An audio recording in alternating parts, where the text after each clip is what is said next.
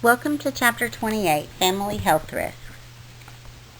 The family as a client unit is basic to the practice of population-centered nursing, and nurses are responsible for promoting healthy families in society.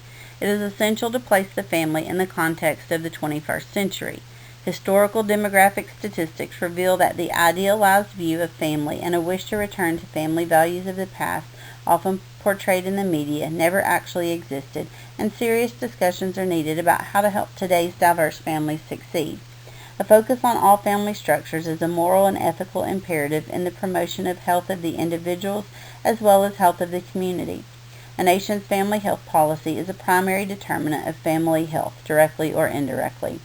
Despite being the richest and most technologically advanced country, a continually growing portion of our national budget is spent on health care, and disparities in health status among populations of families has continued to grow. Reducing the risk to segments of the population is a direct way to improve the health of the general population. The family is an important environmental factor that affects the health of individuals as well as a social unit whose health is basic to that of the community and larger population. It is with the family that health values, health habits, and health risk perceptions are developed, organized, and carried out. Individuals' health behaviors are affected by and acted out within the family environment, the larger community, and society. Family health habits are developed in the same manner in the context of community norms and values, and on the basis of availability and accessibility. The health risks to individual and family health are affected by the societal norms. Increasing evidence of the effects of social, biological, economic, and life events on health require a broader approach to addressing health risks for families.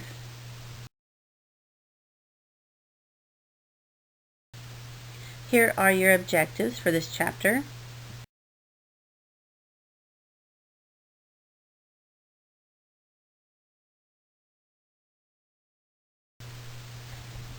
Early consideration of the family and health and illness focused on three major areas: the effects of illness on families, the role of the family in etiology of disease, and the role of family in utilization of services. The family plays an important role in health and illness as a primary unit of health care, and the interrelationship among health, health behavior, and family is highly dynamic. The energized family is characterized by promotion of freedom and change, varied and active contact with other groups and organizations, flexible role relationships, equal power structure, and a high degree of autonomy in family members. The family health and illness cycle consists of 6 phases: family health promotion, family risk reduction, family illness vulnerability, family illness response, family interaction with the healthcare system, and family illness adaptation.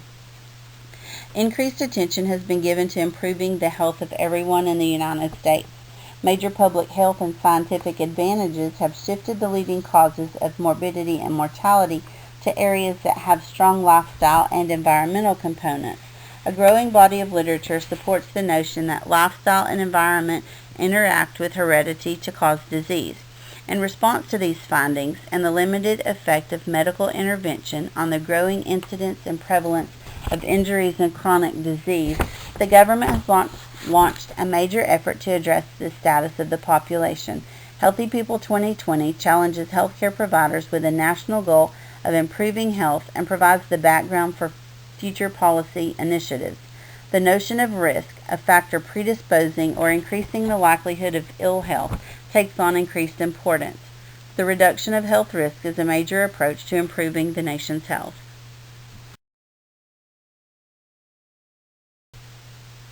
An examination of several related concepts is necessary to understand family health risk. Pender's health promotion model continues to be useful in research done on families, focusing on the desire to promote one's own health using behaviors that increase individual, family, community, and society's well-being, and the desire to protect health using those same behaviors to decrease the probability of ill health and increase active protection against illness and dysfunction in families. This requires an understanding of the concepts of family health, family risk, risk appraisal, risk reduction, life events, lifestyle, and family crisis, while remembering that health is defined by individuals and families within their own culture and value systems.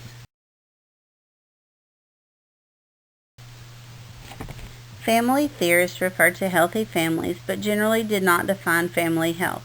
Definitions of healthy families can be derived within any one of a number of frameworks.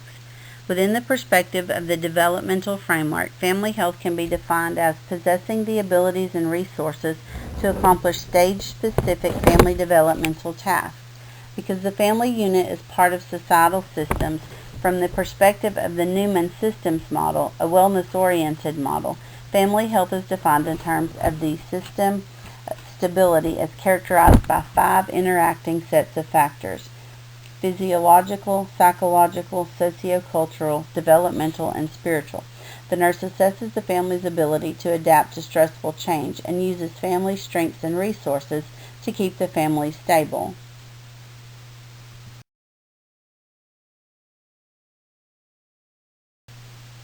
Not everyone exposed to the same event will have the same outcome. Health risks are the factors that determine or influence whether disease or other unhealthy results occur. Although single risk factors can influence outcomes, the accumulated risks are synergistic. Their combined effect is more than the sum of the individual effects. Risk can be identified in 2 major categories: biological risk and behavioral risk. Biological being age-related, social, and physical environment.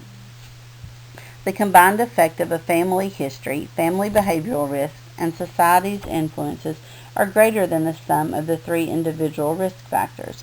Therefore, working with populations on families and intervening with the community is more likely to reduce the effects of the health risk overall and produce a healthier community as well as a healthier family unit.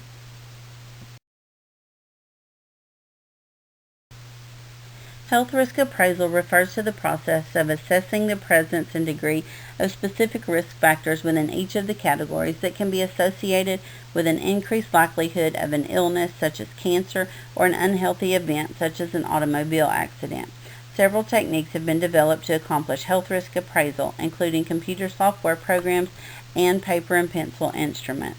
One example is the CDC's Youth Behavioral Risk Appraisal Instrument.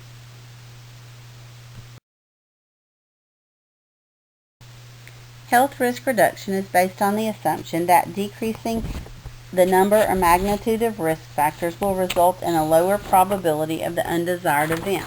For example, substance abuse in adolescents. Risk reduction is a complex process that requires knowledge of the specific risk and the family's perceptions of the nature of the risk. Many factors can contribute to a family's tolerance of a specific risk.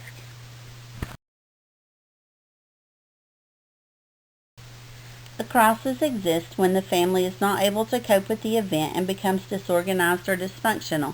The crisis occurs when the demands of the situation exceed the family's resources, such as money or extended family, or coping strategies to adapt or deal with the stressful event.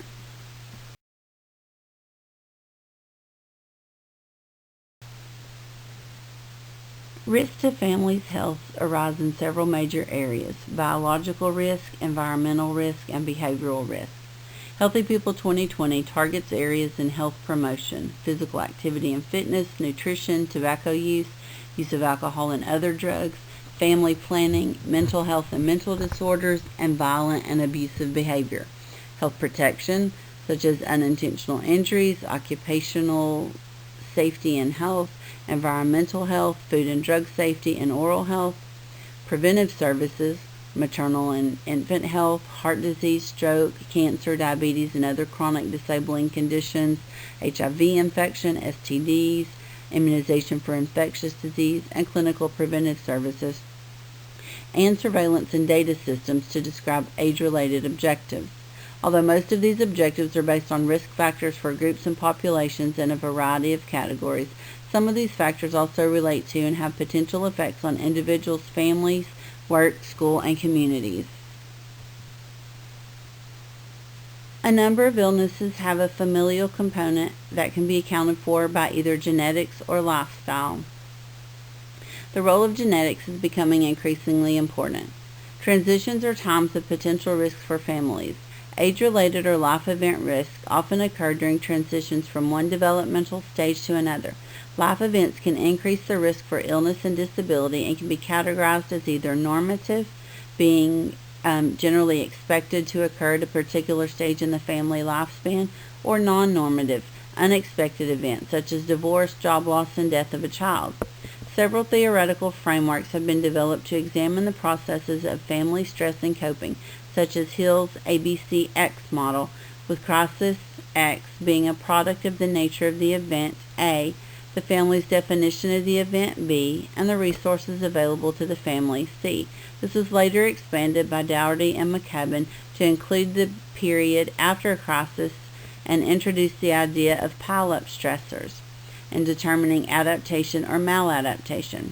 Other theorists advocated for a more systems-oriented concept of family stress, where families develop a series of processes to manage or transform inputs to outputs known as rules of transformation, and the ability of the family to manage stress is dependent on having adequate variety of these rules to allow response to the event.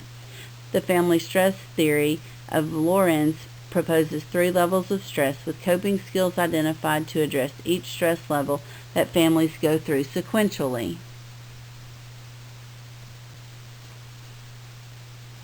A genogram is one of the most effective techniques for assessing patterns of health and illness in families.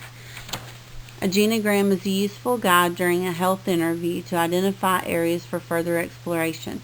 Other tools are family chronology and the standard family risk assessment. Community-level support groups have been successful in assisting families in dealing with a variety of stressful situations and crises. The importance of social risk to families' health is gaining increased recognition. Living in high-crime neighborhoods, communities without adequate recreational or health resources, communities that have major chemical, noise, or other contaminants, or other high-stress environments increases a family's health risk. It is also well established that the poor are at greater risk for health problems. Economic risk, which is related to social risk, is determined by the relationship between family financial resources and the demands on those resources.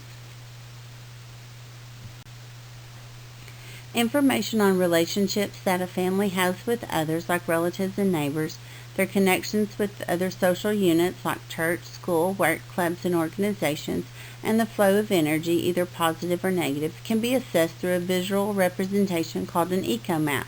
Another tool is a community assessment that considers the characteristics of the neighborhood and community where the family lives. Obtaining information about the origins of the family, length of time living in their current location, immigration patterns, and ancestors provides insight into the pressures they may experience. It is important to understand whether the family has sufficient resources to meet their needs and obtain health care, adequate shelter, clothing, and food, and access to recreation. For some programs, such as Medicaid, WIC, and temporary assistance for needy families, it's necessary to know the family's actual income to determine eligibility for programs or benefits. Personal health habits continue to contribute to the major causes of morbidity and mortality in this country. The family is the basic unit within which health behavior, including health values, habits, and risk perceptions, is developed, organized, and performed. Families are a major source of factors that can promote or inhibit positive lifestyles. Families regulate the time and energy and the boundaries of the family system. Although many tools exist to evaluate an individual's personal health habits, few tools exist to evaluate the family. One approach to assessing risk for the family as a unit is to identify family patterns for each of the lifestyle components included in Healthy People 2020. Consideration should be given to understanding the values regarding knowledge of, barriers to, and benefits of specific behaviors and the effect of behavior on both the individual and the family unit.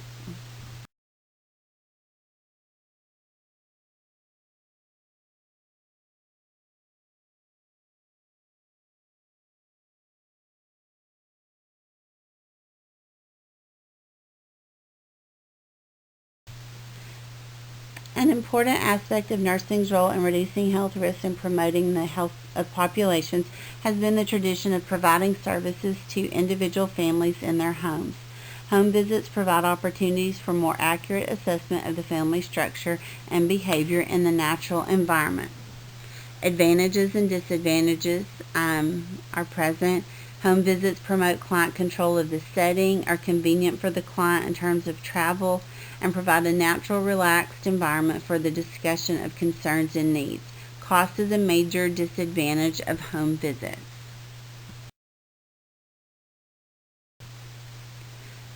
The 5 phases of a home visit are initiation, that includes the first contact; 2, pre-visit, where there is visit refusal investigation, referral review, personal safety appraisal, scheduling, and cultural assessment; 3, the in-home phase, including community assessment or identification, social period, client expectations, role definition, ongoing assessment, intervention, and evaluation; 4 is the termination phase, where you have planning and contracting; and 5, the post-visit phase, for documentation and database.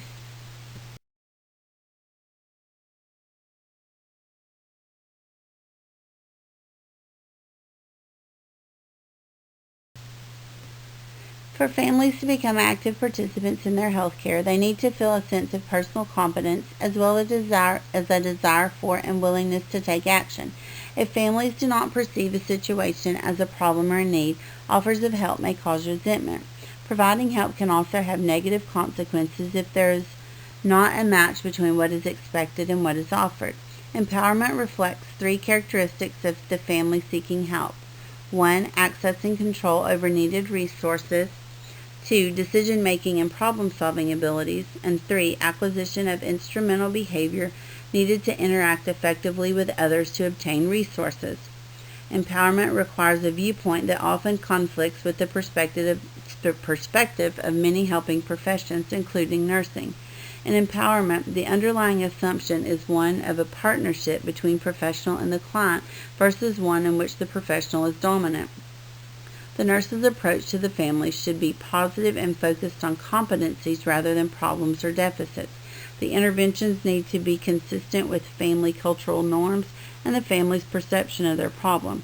The goal of an empowering approach is to create a partnership between the nurse and family characterized by cooperation and shared responsibility.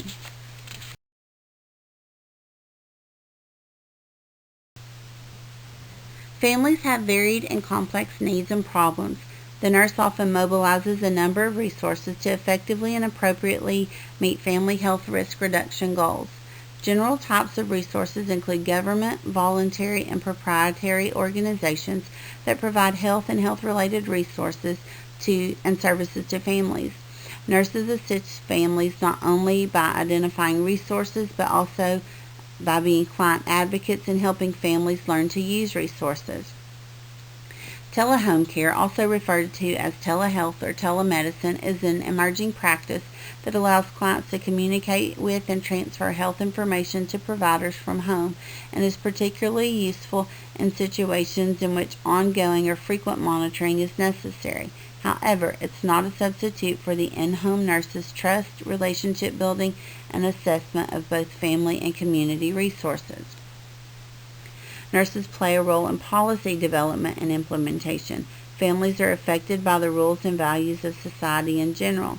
If all families are valued, the community will be strong and connected. A recent family policy at the federal level was enacted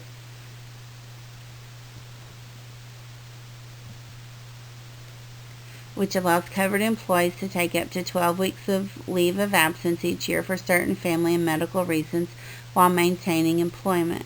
A survey conducted in 2001 found no adverse effect on over 2/3 of employers' businesses and an increase in utilization of this benefit by employees. LGBT families at risk. There's been an explosion of visibility for lesbian, gay, bisexual, and transgendered families, and nurses have an ethical obligation to provide culturally competent care to these families.